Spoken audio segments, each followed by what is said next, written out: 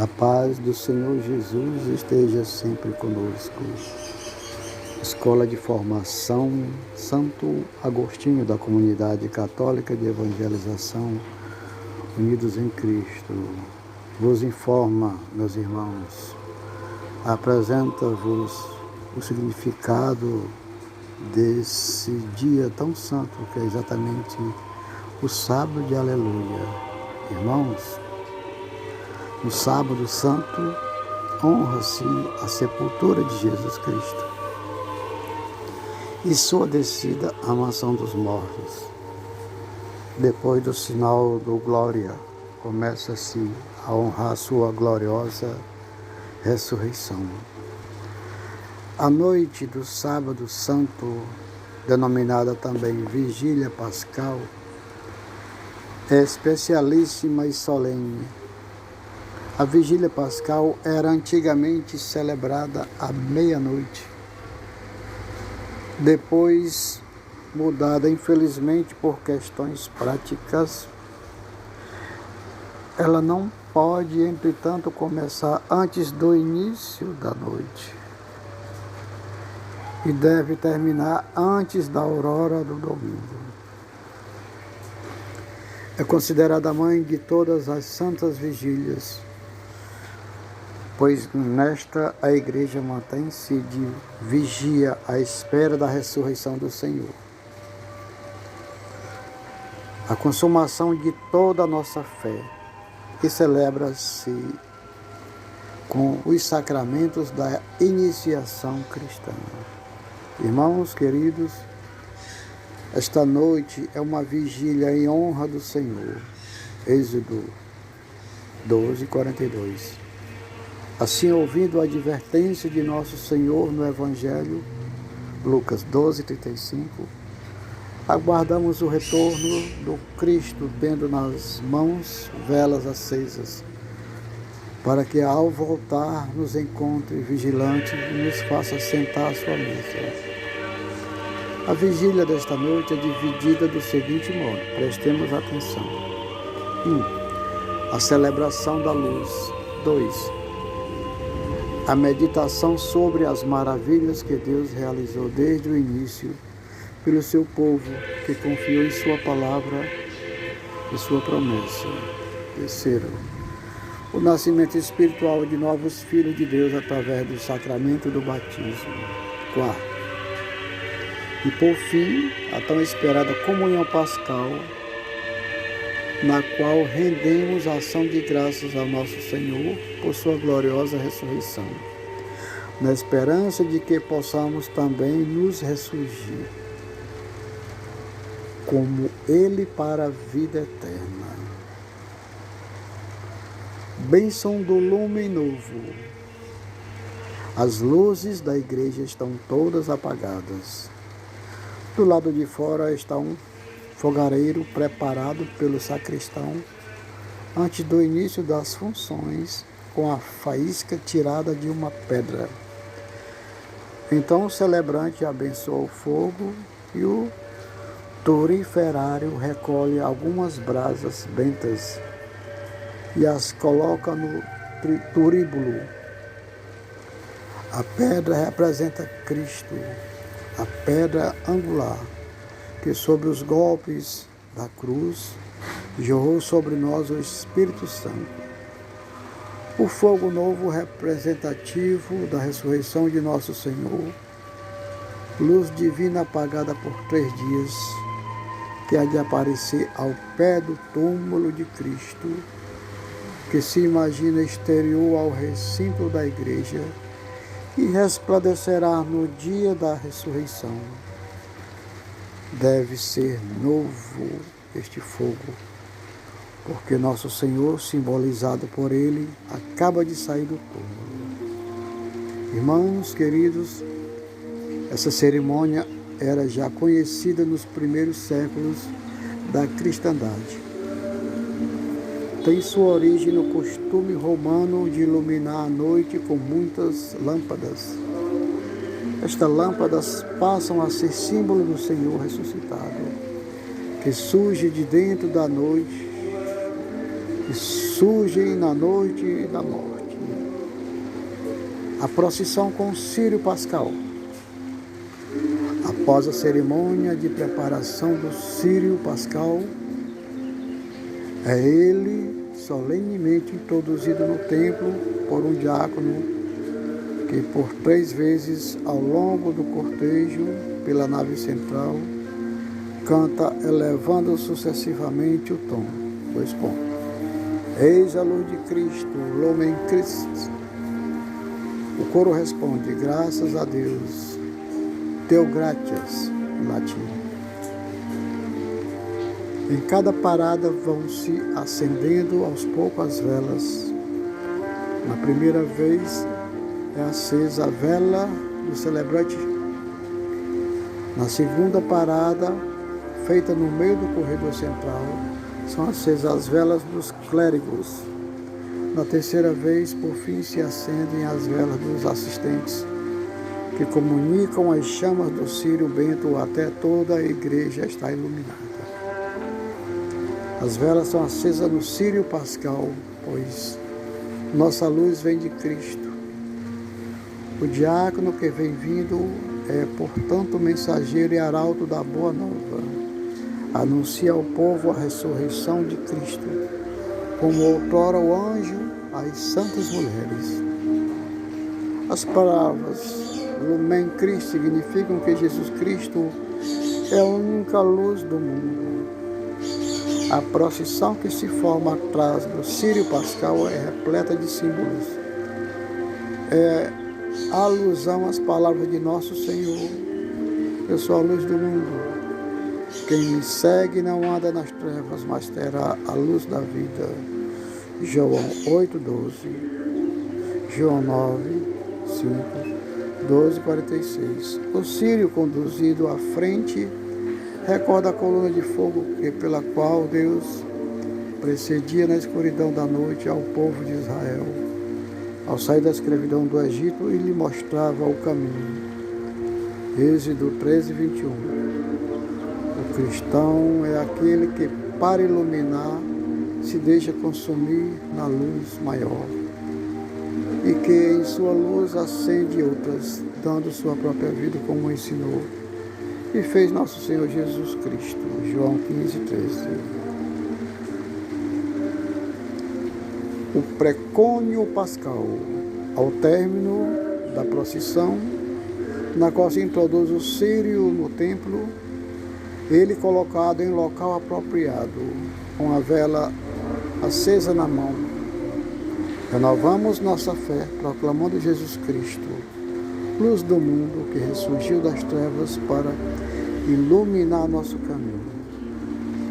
E lembrarmos que, por vocação, todo cristão é chamado a ser luz. Como ele mesmo nos diz, vós sois a luz do mundo.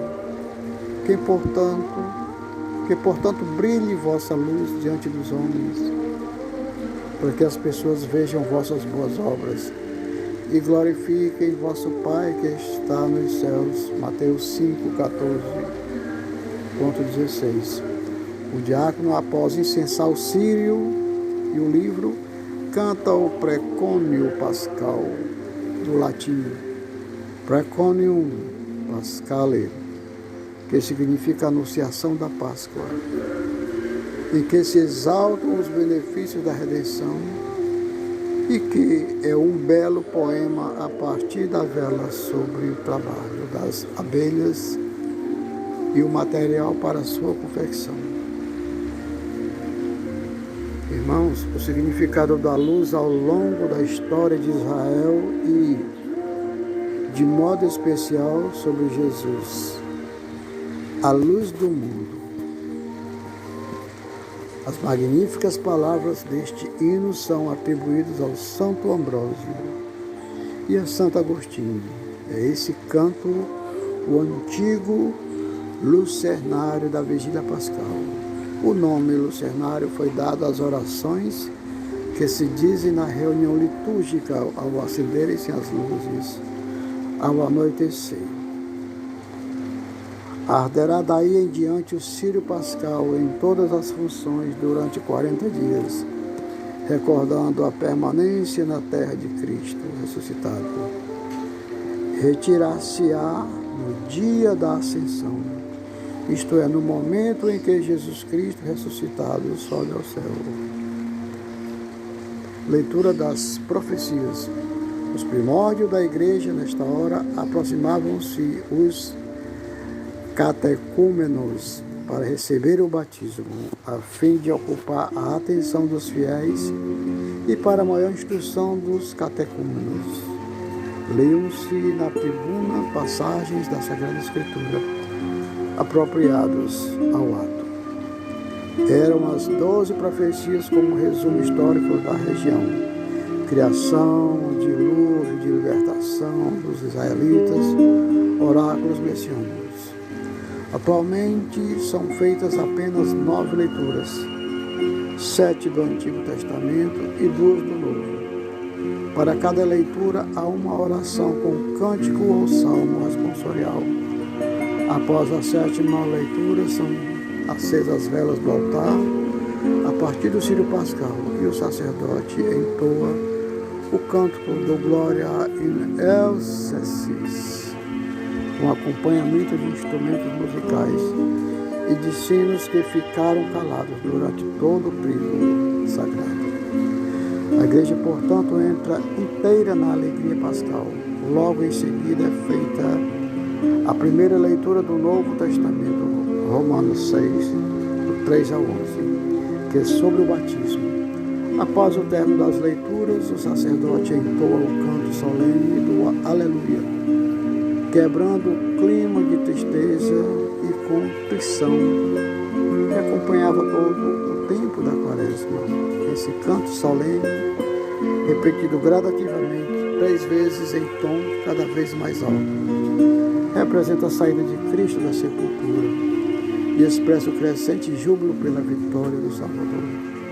Por fim, proclama-se um texto do Evangelho sobre a ressurreição de Jesus, levando-se em consideração o ciclo anual A, B e C. Bênção da pia batismal. Terminada a leitura das profecias, vai o clero para a pia batismal. Na frente do cortejo, a cruz e o Círio Pascal, símbolo de Cristo que deve alumiar a nossa peregrinação terrena, como em outras eras, a nuvem luminosa norteava o rumo dos israelitas no deserto. O celebrante abençoa a água no magnífico prefácio em que são lembradas as maravilhas que Deus quis operar por meio da água. Depois, com a mão, divide em 4 partes a água já purificada e derrama algumas gotas nos 4 pontos cardeais. Enfim, nessa pia batismal, mergulha por 3 vezes o Círio Pascal, simbolizando o poder regenerador que Jesus ressuscitado dá a essa água. E também nossa participação em seu mistério pascal, no qual morremos ao pecado e ressuscitamos para a vida da graça. E ainda deita nela um pouco de óleo dos catecúmenos do Santo Crisma. Esta água será usada nos batizados ao longo do ano e na aspersão do povo. Quando não há batismo, confirmação, sempre se benze a água e é levada solenemente até a pia batismal.